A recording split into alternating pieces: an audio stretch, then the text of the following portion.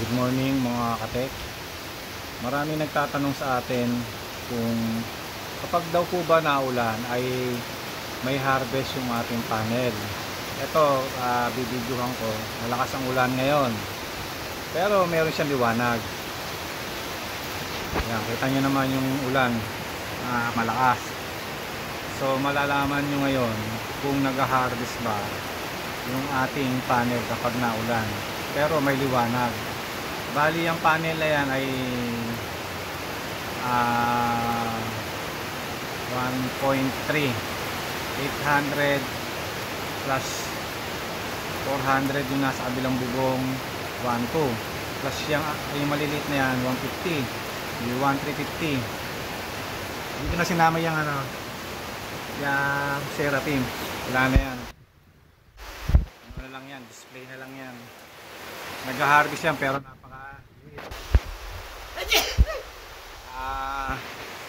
lalo na ngayon pag naulan, wala yan, 0-0 yan. Pero pag medyo mainit, nakapag-harvest naman yan. Mga 30 watts. Yun yun, 320 ang isa. Bali 640, tapos sa harvest lang ng ganon. So, yun. Hindi natin alam kung ano nasira dyan. Napaka good appearance naman. So by the way, hindi yan ang ating topic. Ito, may harvest ba kapag naulan? So ngayon, malalaman nyo kung may harvest.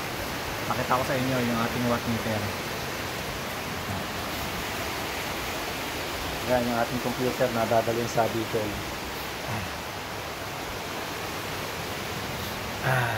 Yan.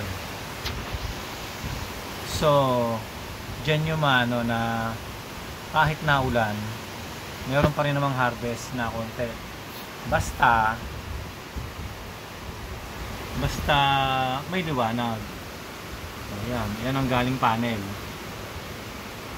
Panel na mismo yan yung isa wala talaga.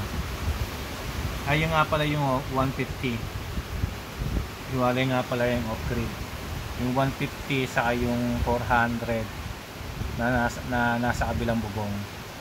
So wala talaga siya. Ito harvest siya ng ng 800. Yung apat na 100.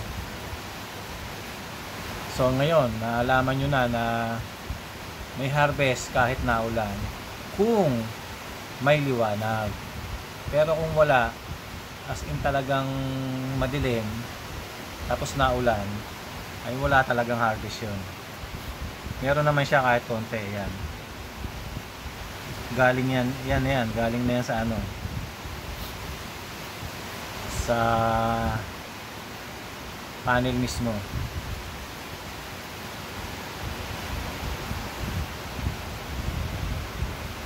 Yan. Ngayon ay tayo.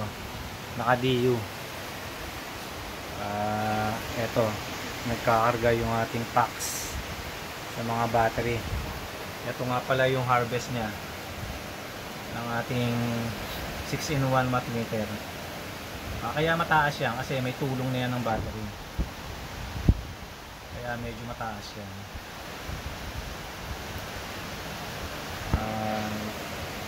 Tapos ngayon ay yung aircon natin ay nakasaksak ngayon sa akin. Kaya mataas yan. Bukas ang aircon ko yung 2.5 horsepower. Naka 26 yung nun, thermostat. Tapos nakabukas yung aking computer. Iwanan nandiyan anak ko. Half day lang kasi exam. So yun ang ating consumption. At ito yung ating harvest. Kung summer, almost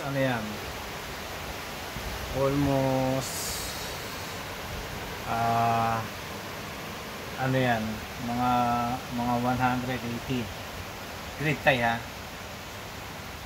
naka-grid tie kasi hindi kaya ng ating Samsung si aircon natin na 2.5.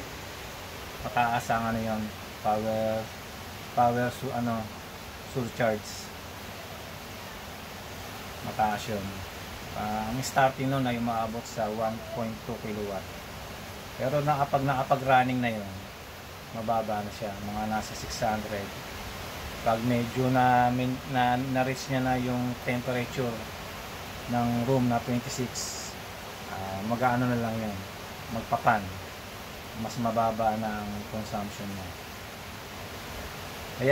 Ayan ay naulan pa yan, yung ating harvest na yan na 100, ayan ay 45.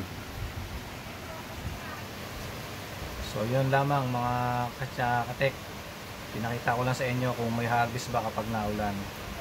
Meron, ang sagot meron. So yun lamang, at magandang umaga sa ating lahat.